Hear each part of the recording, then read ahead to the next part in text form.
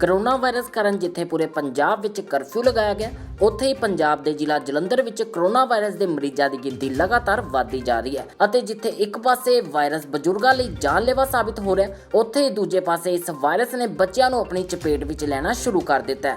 ਤੁਹਾਨੂੰ ਦੱਸ ਦਈਏ ਕਿ ਪਿਛਲੇ ਦਿਨੀ ਫਗਵਾੜਾ ਦੀ ਇੱਕ 6 ਮਹੀਨੇ ਦੀ ਬੱਚੀ ਦੀ ਕਰੋਨਾ ਵਾਇਰਸ ਕਾਰਨ ਮੌਤ ਹੋ ਗਈ ਸੀ, ਜਿਸ ਤੋਂ ਬਾਅਦ ਜਲੰਧਰ ਵਿੱਚ ਕਰੋਨਾ ਵਾਇਰਸ ਦੇ ਅੱਧਾ ਦਰਜਨ ਤੋਂ ਜ਼ਿਆਦਾ ਮਾਮਲੇ ਸਾਹਮਣੇ ਆਏ ਨੇ, ਜਿਨ੍ਹਾਂ ਵਿੱਚ 3 ਤੋਂ 11 ਸਾਲ ਦੇ ਬੱਚੇ ਮੌਜੂਦ ਨੇ। ਅਤੇ ਇਸ ਸੰਬੰਧੀ ਜਦ ਬੱਚਿਆਂ ਦੇ ਮਸ਼ਹੂਰ ਡਾਕਟਰ ਗੁਰਦੇਵ ਚੌਧਰੀ ਨਾਲ ਗੱਲਬਾਤ ਕੀਤੀ ਗਈ ਤੇ ਉਹਨਾਂ ਵੱਲੋਂ ਕਿਹਾ ਗਿਆ ਕਿ ਬੱਚਿਆਂ ਵਿੱਚ ਵਾयरस ਦਾ आना चिंता का विषय है।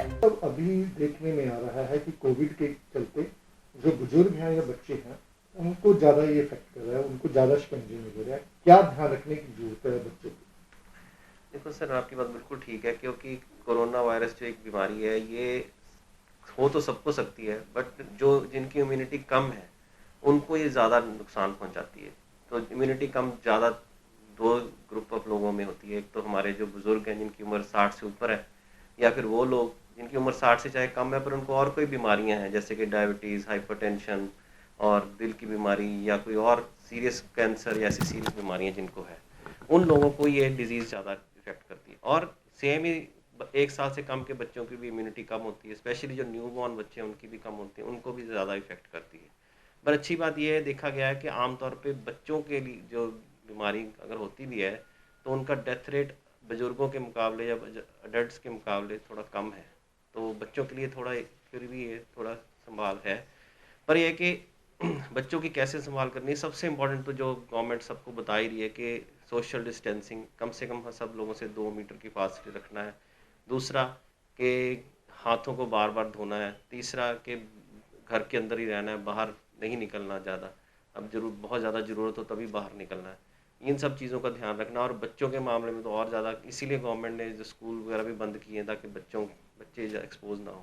बच्चों का एक्सपोज होना इसलिए भी बचाने से ज़रूरी है कि उनको अगर वो एक्सपोज होते हैं तो वो घर के आके अपने दादा नाना या दादी नानी को आके वो बीमारी कर सकते हैं, जो कि और ज़्यादा इस बीमारी से बीमार हो सकते हैं।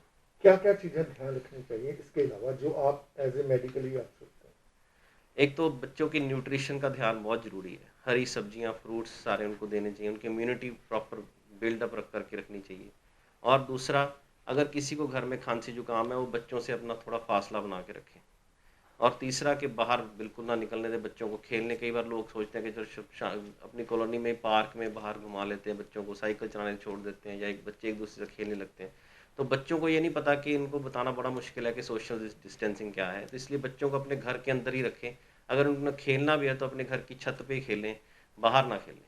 बाहर अगर खेलते हैं तो सोशल डिस्टेंसिंग मेंटेन करनी बहुत मुश्किल हो जाती है। जैसे आपने बोला कि न्यूट्रिशन का ध्यान रखें, जो 1 साल से कम वाले बच्चे हैं उनको कैसे ध्यान में रखना है? उनका सबसे ज़रूरी है 6 महीने तक की जो बच्चे हैं उनकी सबसे ज़रूरी है कि माँ का दूध उनको मिलना चाहिए, ब्रेस्ट फीडिंग। क्योंकि माँ के दूध से हर बीमारी से जो इम्यूनिटी है वो ट्रांसफ़र होती है मदर से बच्चे को, तो वो बहुत ज़रूरी है। और उसके बाद 6 महीने के बाद बच्चे को खाने की चीज़ें साथ में शुरू करनी चाहिए, जो घर पे बनी हुई चीज़ें हैं, बाहर की बाज़ार की चीज़ें नहीं, घर की बनी चीज़ें, जैसे कि खिचड़ी, दलिया, दाल, ठीक है।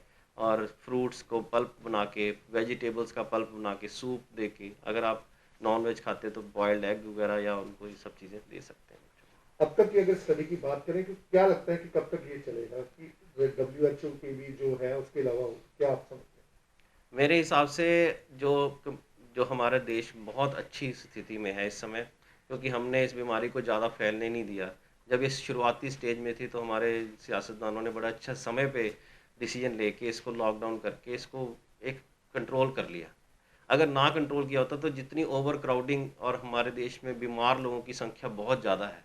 चाहे हमारे देश में ये कहा जाता है कि हमारा देश यंग देश है, बट हमारे देश में डायबिटीज़, हाइपरटेंशन, हार्ट डिजीज़ वाले पेशेंट, बाकी टीबी वाले पेशेंट बाकी दुनिया से बहुत ज़्यादा है, कैंसर वाले भी बहुत ज़्यादा है। तो हमारे में बहुत बुरी हालत हो सकती थी। और ओवर क्राउडिंग वैसे ही बहुत ज़्यादा है, बड़े शहरों में तो ख़ास तौर पे स्लम एरिया में ओवर क्राउडिंग बहुत ज़्यादा है। तो ये अच्छा स्टेप लिया गया कि इसको टाइम पे रोक लिया गया।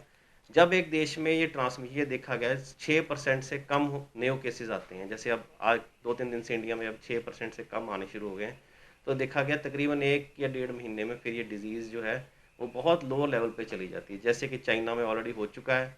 और अब जो है हमारे इटली, स्पेन, जर्मनी और फ्रांस, ये 4 यूरोपियन देशों में भी अब वो डिजीज़ ट्रांसमिशन बहुत कम हो गई है।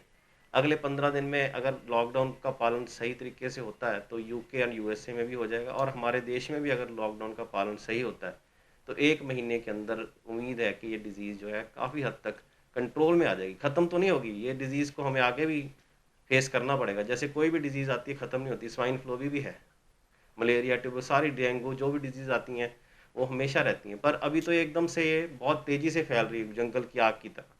फिर अगर वो कंट्रोल होगी तो फिर थोड़ा थोड़ा चलेगी, तो हम थोड़ा प्रिकॉशन लेंगे तो हम उससे बच सकते। ਜਿੱਥੇ ਕਰੋਨਾ ਵਾਇਰਸ ਨੇ ਬੱਚਿਆਂ ਨੂੰ ਆਪਣੀ ਚਪੇਟ ਵਿੱਚ ਲੈਣਾ ਸ਼ੁਰੂ ਕਰ ਦਿੱਤਾ ਹੈ, ਉੱਥੇ ਹੀ ਡਾਕਟਰਾਂ ਵੱਲੋਂ ਬੱਚਿਆਂ ਦੇ ਮਾਪਿਆਂ ਅੱਗੇ ਅਪੀਲ ਕੀਤੀ ਜਾ ਰਹੀ ਹੈ ਕਿ ਉਹ ਜਿੰਨਾ ਹੋ ਸਕੇ ਬੱਚਿਆਂ ਨੂੰ ਸਾਫ਼ ਸੁਥਰਾ ਰੱਖਣ ਅਤੇ ਬੱਚਿਆਂ ਨੂੰ ਘਰ ਤੋਂ ਬਾਹਰ ਜਾਣ ਤੋਂ ਰੋਕਿਆ ਜਾਵੇ ਤਾਂ ਜੋ ਇਸ ਖਤਰਨਾਕ ਬਿਮਾਰੀ ਤੋਂ ਬਚਿਆ ਜਾ ਸਕੇ। ਜਲੰਧਰ ਤੋਂ ਸੰਜੀਵ ਕੁਮਾਰ ਦੀ ਰਿਪੋਰਟ ਦੇ ਨਾਲ ਡੇਲੀ 24 ਆਰ ਨਿਊਜ਼।